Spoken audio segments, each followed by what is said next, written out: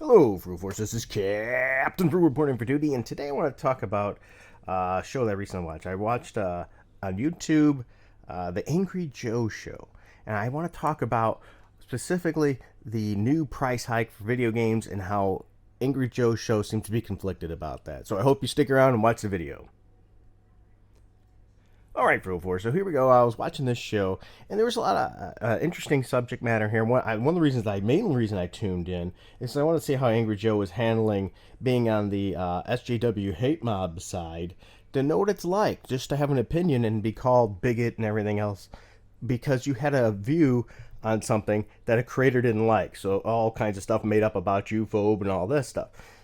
But then after that, they were having discussion about the $70 video game price that we're going to see in the next 2K series basketball game. And Angry Joe is clearly very adamant against it. And another cast member on the show, Alex, I think his name is, but I can't remember off the top of my head, is for it. And there's some pros and cons to that. Now, granted, I stand on the negative. I am not, I repeat that, I am not paying $70 for a video game. It's not going to happen. The most I tend to pay is sometimes for a little frugal if he wants a current game, which does not happen often. We just got one ordered for a Switch, which should be here today or with it by Friday, for Minecraft for the Nintendo Switch, and that was $27 for the physical. Which is funny. When I was going to different stores and stuff trying to find it, they kept, well, you could download it for $29. And we guys said, why are we going to pay $29 for a digital download when we can have the physical product for cheaper?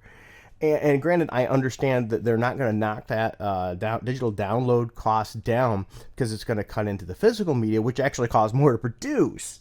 So it's a lose-lose situation. But here's my point, though: $70 for a video game, and their reasoning for 2K is for as because extra value or whatever. Now, here's the argument: Angry Joe and the other cast member, Alex, once again, if that's the wrong name, I apologize, have a different opinion on that. And the different opinion is well, game production cost has significantly increased, double to as much as 5 times the cost of what it was to produce a game. And that's a valid point.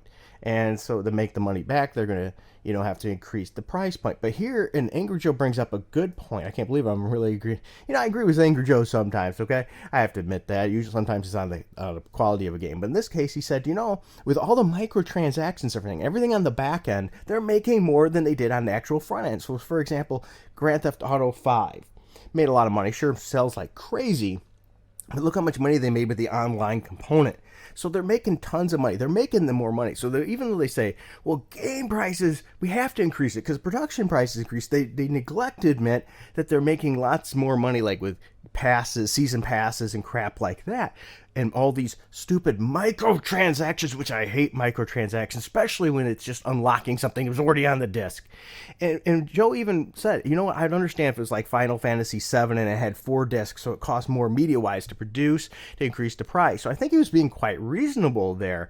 It's just not really enough, in my opinion, to equate having a larger price point, especially when they claim this game is going to be rebuilt from the ground up. I doubt it. I mean, these sports games tend to be using the same architecture over and over again, and we're just putting more lipstick on the pig every time, glossing it up, giving it better graphics and things of that nature. I will be surprised if it uses a completely different architecture and a true rebuild. And even if it does, with as many as they've made, do we really need a $70 price point? Remember, at this point, the video game industry is making more money than the movie industry. I mean, they're making money hand over fist. So when you hear studios close and things, it's usually because of games that didn't sell, things like that. Big botches, a lot of mishandling.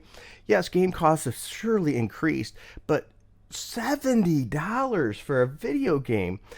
There's no way I am paying $70 for a video game, but that's me. Would you pay $70 for a new generation game? And here's another point that I'm against it for. And I understand the inflation. If you actually calculate inflation, they didn't go up that much. And that's true. That was a counterpoint to that argument. If you look, and people complain about game prices today, myself included, but if you go all the way back, I would say to ColecoVision and Atari, believe it or not, the games are similar in price once you calculate inflation. They were very expensive. Absolutely. And so we're doing that here. So we have to bear that in mind. But here is an Angry Joe point, and I've been saying this too as well. This is a test.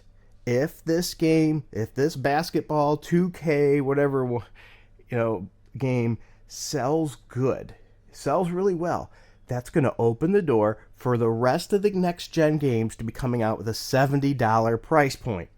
So the other argument is maybe they need to better use a budget. These game companies maybe need to rein in the budget a little bit. The best graphics doesn't mean the best game. How many great games have you played where the graphics are not top tier?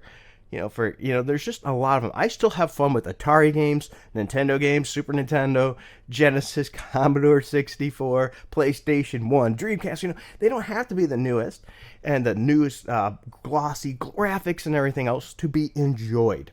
The gameplay, the story, all these factors matter. Sure, great graphics is wonderful.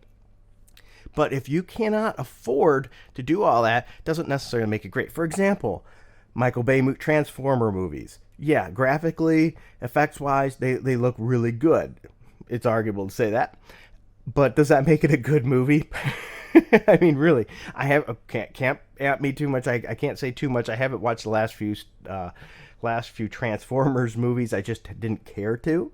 How about Star Wars? I'm guessing that they're good graphic-wise and effect-wise and everything. How's the stories been? Yeah. So, it just doesn't make a lot of sense. The Last of Us Part 2, graphic-wise, gameplay-wise, sure, great. How's that story? Right? So it's more than just graphics, so we can't blame it all on graphics. There's a lot of things to be input there. Maybe the people that are managing the budget on those games need to say, okay, let's set expectations that we can actually maintain to make sure this game comes out at a price point that's willing to sell. But once again, I'm only speculating. There's probably a lot of people out there that have to have that new game, that new 2K series game every time. We've seen it year after year, and they pay top dollar just to have it next year to find in a bin for $3 or under. That's how I get my sports games. If I get a sports game, I usually get it for like $1. Actually, I don't even search them out, because when I buy a used system or a lot of games in a bundle from somebody, there's always sports games in there. And I'm not saying I hate sport games. I'm just saying it's not worth paying that much for. Let alone, it's a couple years old now. They abandoned the network service for it, so you can't play it online because it's not the newest version. So I don't want to support that culture. Especially since I'm frugal. We know that, and I don't recommend that you do too. There's a reason we have so many games on our shelves and so that people don't even see. We have hundreds and hundreds and hundreds of games, and we're not game collectors. We get what we want to play. That's why our backlog's so big, because we're buying them at a lesser price point. So that's my financial tip on this particular video, which, if you recall, a long time back, I said I throw these in once in a while because, hey, it makes sense, is don't rush out and buy a brand new game. Don't pre-order for sure, because you never know what you're going to get then. Actually, wait till you find out something you really think you want. And if usually you wait a little while, if you're willing to have a little bit of patience, it's going to come down. Let alone, you don't have to go to a GameStop and get it. You can check out, if you feel safe, Craigslist, other services like that, which is even usually cheaper than the eBay route, and get it, especially if somebody's selling something with a bundle. Usually you find somebody that needs money for some reason, their car broke down or something like that. And they're selling their video game system with 15 games.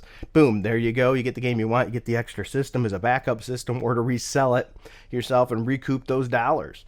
It just seems like smart business to me. Don't spend $70 for a game. Don't set that precedent. I remember a long time ago, earlier in my working career, I was working at a place and they had a vending machine.